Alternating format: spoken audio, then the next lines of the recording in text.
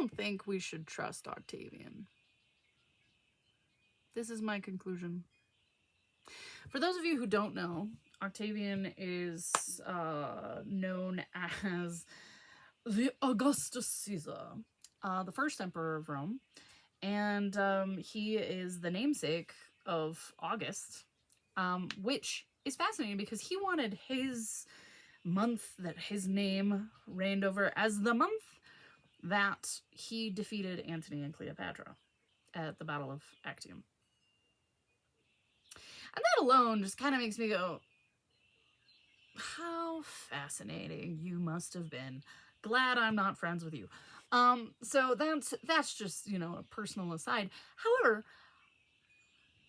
when you look at Octavian's life and the promises, the actual recorded promises, treaties, letters, proclamations, all of these things that have been put down, it is so fascinating because this man was very good at saying the right thing at exactly the right time, and that was amazing. And that, frankly, more than anything else, I think, won him Rome.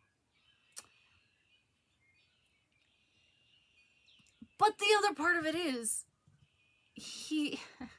the other thing that won him Rome, in my opinion, is that when he said all of these right things and he made all these promises and he did all these things to create peace and blah, blah, blah, he very strategically failed to follow through on most of the promises that would benefit another person. So that is an interesting person. That is a very deliberate choice.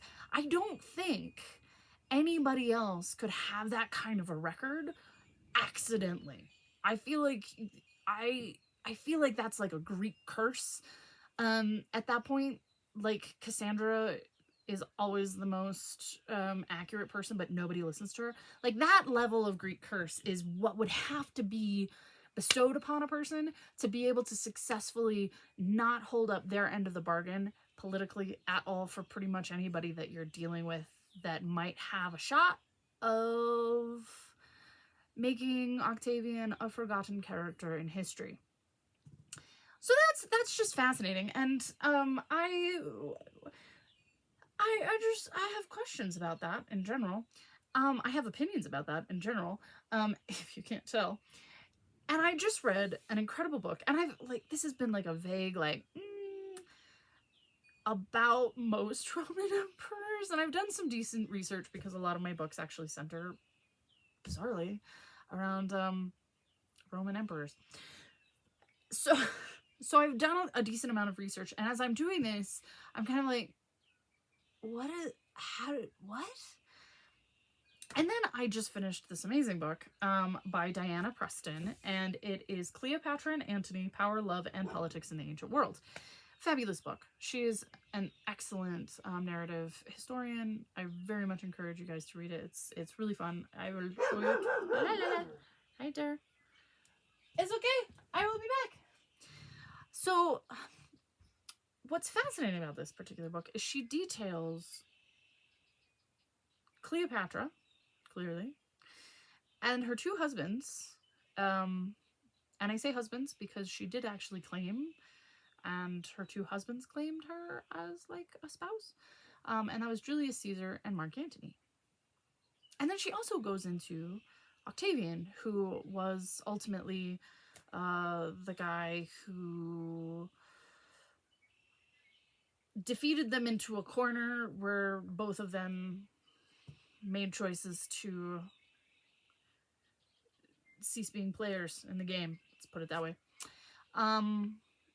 And what's fascinating is she actually, with a lot of empathy and logic, kind of details all of the history, as one does, and then kind of points out some inconsistencies, or points out, like, well, if you're a human and you're the one who's writing the story afterwards, and you have to sound good, and you have to, like, be able to justify overcoming one of the most popular generals in Rome, how do you do it? And the answer is words. and being able to tell the story.